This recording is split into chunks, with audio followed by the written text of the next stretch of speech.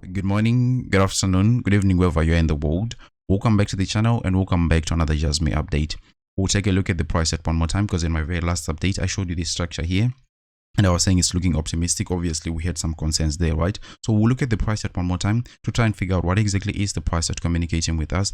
How far have you advanced with our structure right here? Because I can tell you with a high degree of certainty, this structure here is nothing new in markets. It's something that happens time and again right here. So actually, I've got a clear picture of what is happening right here because we've got plenty of examples across markets, right? But before I get into all that stuff, let me kindly ask you to delicately tap the like button because it really helps with the YouTube algorithm. People looking for Jasmy updates will now be able to find this video much easily, right? Also, if you haven't subscribed to the channel, I would encourage you to do so really because I do TA on Jasmy on a regular basis, right? And without me running my mouth too much, let me actually get into this stuff. So you can see the Jasmy price chart here on a 4-hourly time frame.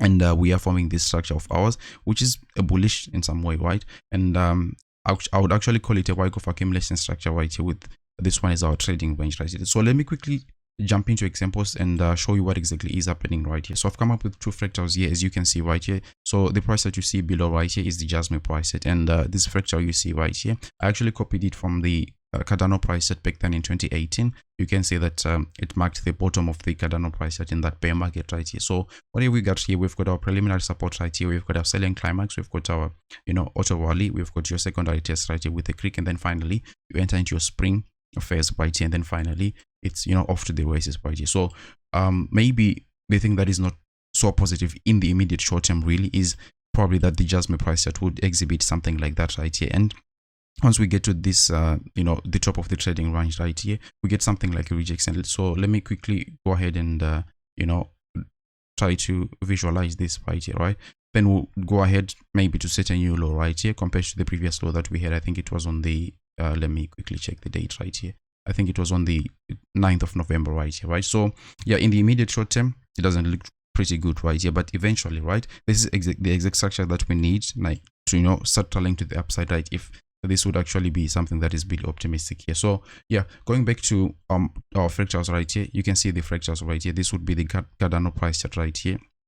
You get back into your auto rally right here, and then finally then it's off to the races right here. So this is almost the same thing that the Jasmy price chart is exhibiting right here. You can see that, yes, obviously this part right here on the Jasmy price chart has taken a little bit longer than what the Cardano price chart did back then right here, but you get the idea, right? The picture is still really a positive one, even if we set a new low right here. But do we necessarily need to set a new low? No, we don't necessarily need to set a new low, because you can actually see that what usually happens with these Wyckoff accumulation structures, yeah, sometimes you set a new low, but sometimes you never even set a new low. An example would be this fractal you see on top right here. Let me actually bring it down right here so that you can actually have a clear picture of what is happening here, right here. So yeah, you can see that, yeah, up until this part, the Jasmy price set is scheduled for a break to the downside right here.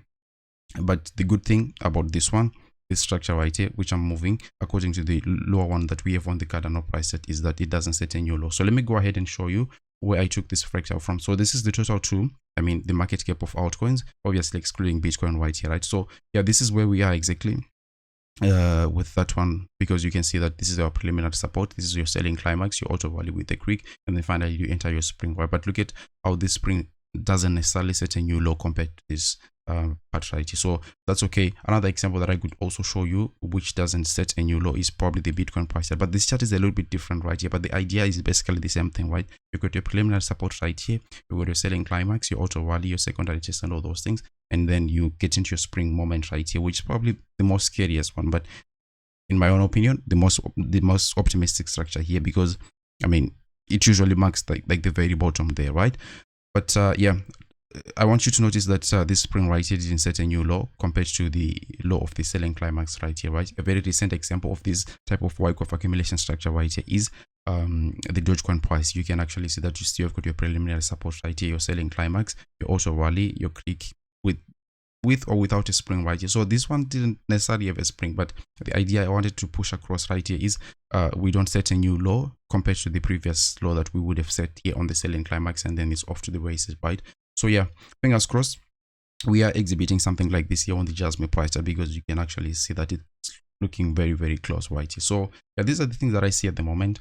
And at the same time, when you take a look at the DXY right here, we've been following the DXY for months at this point. or years even, because even before I started making videos on YouTube, I was following these things, right? So the DXY right here, I mean, it's broken the parabolic structure that it was in, right? And usually what happens, like these things, they collapse really fast after breaking, you know, these parabolic structures. If you remember when Netflix crashed, then it was in a very parabolic structure, and it was really a surprise to see Netflix down at these levels, right? That would be something like around 90 something for the DXY right here, something that can really happen. And usually, like, if history is any guidance at this moment, it's really positive for the crypto market, really. So fingers crossed, all these things all come together right here, and we can have the perfect recipe to take us where we need to go with the Jasmy price chart right here, right? At the same time, we were following this structure here. This is probably the most bullish structure in markets, across all markets right here, or across altcoins, really. So this is the Jasmy price that you can actually see that we are in a, you know, a falling wedge right here, which is a bullish structure, right? I've been talking about this for quite some time already, and I always say that like falling wedges are bullish patterns because they've got a 66% success rate to go and hit their price targets, right? So the price target right here, if we would break to the upside right here, the first price target is something like 4.5 cents to 5 cents basically, right? And then the most bullish case scenario here would be something like 10 to 11 cents there, right? If you want to put it in terms of percentages from where the current price is right here, would be something like, well, let's go here. So this is your top of your wedge right here. That's something like 1200%. That's okay. 12x, not bad, right?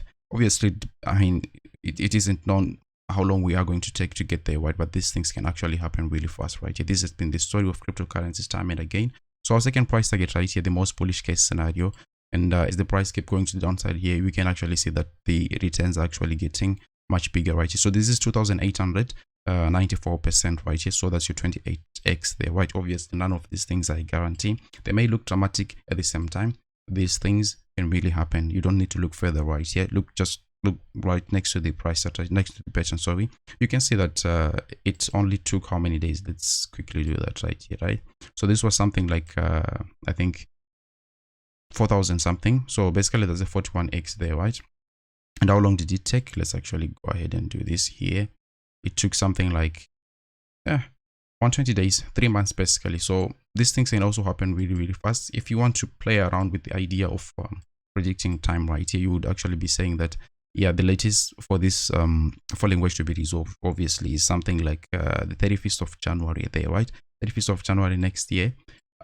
It's not too far in my own opinion. If you are waiting for an 18x, if you are waiting for a 28x, if you are waiting for, you know, 11x or 12x right here on the Jasmy price chart right here, right? So yeah, these are the things that I see at the moment. Obviously, none of what I say is financial advice. I mean, these are just my own opinions. But if you like the content, don't forget to delicately tap the like button, share the video with your friends and family, subscribe to the channel, and I'll actually see you on the next one. And I love you guys. Bye.